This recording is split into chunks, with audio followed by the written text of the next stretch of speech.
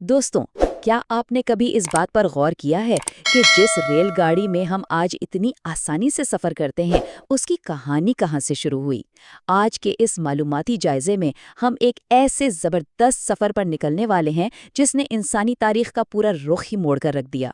रेलगाड़ी की इजादात का सफ़र उसकी बिल्कुल इब्तदाई शक्ल से लेकर आज की हैरानकुन और जदीद तरीन बुलंदियों तक। सच्ची बात तो ये है कि ये सिर्फ लोहे और पहियों की कहानी बिल्कुल नहीं है। ये कहानी है हमारे तजस्सुस की, मुसलसल मेहनत की और टेक्नोलॉजी की इस रफ्तार की जो रुकने का नाम ही नहीं लेती। जरा सोचिए, एक वक्त था जब ज़मीनी फासले तय करने में महीनों लग जाते थे, लेकिन इस एक इजाद ने वक्त और फासले की पूरी तारीफ ही बदल डाली। तो चलिए देखते हैं कि कैसे एक बिल्कुल सादा सा तस्वुर सदियों के इर्तिका के बाद आज हमारी दुनिया की सबसे बड़ी लाइफलाइन बन गया। इस शानदार सफ़र को आसानी से समझने के लिए हमने इसे 4 हिस्सों में बांटा है। पहला, रेलगाड़ी की बिल्कुल इब्तदाई शक्ल। दूसरा, भाप के इंजन यानी स्टीम इंजन का दौर।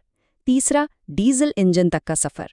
और फिर चौथा और आखिरी, तरक्की की जदीद तरीन इंतहा। तो चलिए शुरू करते हैं। तो सबसे पहले बात करते हैं पहले हिस्से की, रेलगाड़ी की इब्तदाई शक्ल यानी इसकी बिल्कुल पहली इजाद। अब जैसा कि आप इस 3D टेक्स्ट में देख सकते हैं, एक बड़ा दिलचस्प सवाल ज़हन में आता है कि आखिर ये सबसे पहले किस रूप में ईजाद हुई? यकीन मानिए, शुरुआत में ये कोई धुआं छोड़ती हुई बहुत बड़ी मशीन नहीं थी। अगर हम 16वीं सदी में जाएं, तो कानों से कोयला निकालने के लिए लकड़ी की पटरियों पर घोड़ों से खींची जाने वाली सादा सी गाड़ियां इस्तेमाल होती थीं, जिन्हें वैगन वेज कहा जाता था। ये एक बहुत छोटी सी शुरुआत थी, लेकिन इसने कमाल का काम किया। उसने रगड़ को कम करने का एक ज़बरदस्त तरीका इंसान को सिखा दिया। कच्ची और नाहमवार ज़मीन पर पहिया खींचने के बजाय लकड़ी की हमवार पटरियों पर वज़न खींचना कितना आसान हो गया था। बस इसी सादा से तरीके ने एक ज़बरदस्त इनकलाब की बुनियाद रख दी। इंसान को समझ आ गया था कि रास्ता हमवार हो तो कम ताकत से ज़्यादा बोझ खींचा जा सकता है। और अब हम दाखिल होते हैं अपने दूसरे हिस्से में, भाप के इंजन का दौर, जो इस सफ़र की पहली बड़ी और शानदार छलांग थी। इस ग्राफ पर ज़रा नज़र डालें। इस पूरे इर्तिका को हम 3 वाज़े और आसान कदमों में देख सकते हैं। पहला कदम तो वही इब्तदाई शक्ल थी जिसने हमें रगड़ कम करने का आइडिया दिया। दूसरा कदम तब आया जब लकड़ी की जगह लोहे की पटरियों ने ले ली। ज़ाहिर है, लकड़ी तो वक्त के साथ गल सड़ जाती थी और ज़्यादा वज़न नहीं उठा सकती थी, तो कास्ट आयरन की पटरियों ने वज़न उठाने की सलाहियत कई गुना बढ़ा दी। और फिर आया तीसरा और सबसे धमाकेदार कदम, भाप के इंजन की आमद। 18वीं और 19वीं सदी के दरमियान इंसान ने हरारती तवानाई को मैकेनिकल एनर्जी में बदलने का कमाल कर दिखाया। यहाँ इंसान ने जानवरों की महदूद ताकत को छोड़कर मशीन की बेपनाह ताकत को अपना लिया। इस एक कदम ने पूरे सनती इनकलाब को ऐसी रफ्तार दी जो पहले कभी नहीं देखी गई थी। यहाँ से हम बढ़ते हैं तीसरे हिस्से की तरफ, डीजल इंजन तक का सफ़र, यानी ताकत और रफ्तार में एक मुकम्मल तब्दीली। अगर हम भाप के इंजन के दौर का मुवाजना डीजल इंजन की मुंतकिली से करें, तो हमें जिद्दत की असल ज़रूरत समझ में आती है। भाप के दौर में एक मसला था, इसके लिए एक बहुत भारी भरकम जिस्म दरकार होता था। कोयले के बड़े बड़े ज़खायर साथ रखने पड़ते थे और पानी को गर्म करने के लिए अच्छा खासा वक्त दरकार था। और हाँ, मुसलसल देखभाल तो लाजमी थी। लेकिन आप जानते हैं ना, जब कोई टेक्नोलॉजी अपनी हदों को छूने लगती है, तो वो खुद एक नए निज़ाम को जन्म देती है। बिल्कुल यहीं से हमने बैरूनी एहतराक से अंदरूनी एहतराक यानी इंटरनल कंबशन की तरफ कदम बढ़ाया। डीजल इंजन ने आते ही देखभाल कम कर दी, लागत घटा दी और बेपनाह ताकत फराहम करके रेलवे के पूरे निज़ाम को एक नई जिंदगी बख्श दी। आप इस चार्ट में साफ देख सकते हैं कि ये तरक्की का ग्राफ किस तेज़ी से ऊपर की तरफ जा रहा है।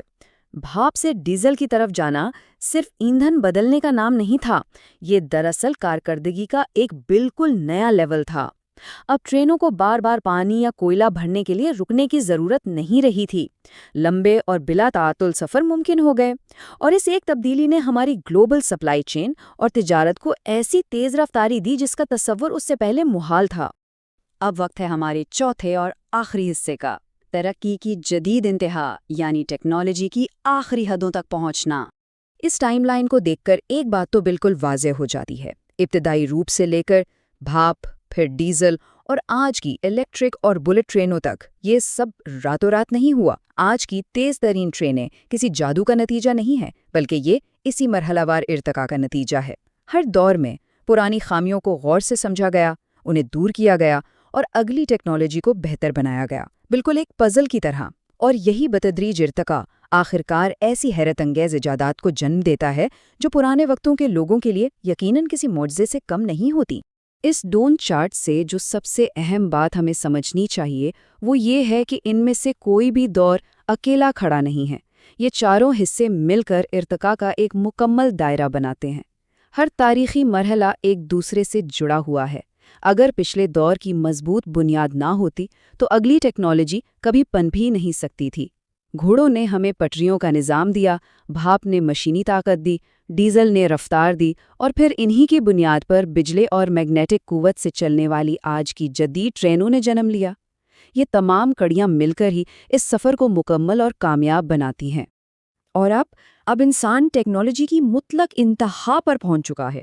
آج کی یہ جدید ترین ٹرینیں انجینئرنگ کا وہ شاہکار ہیں کہ سچ میں عقل دنگ رہ جاتی ہے۔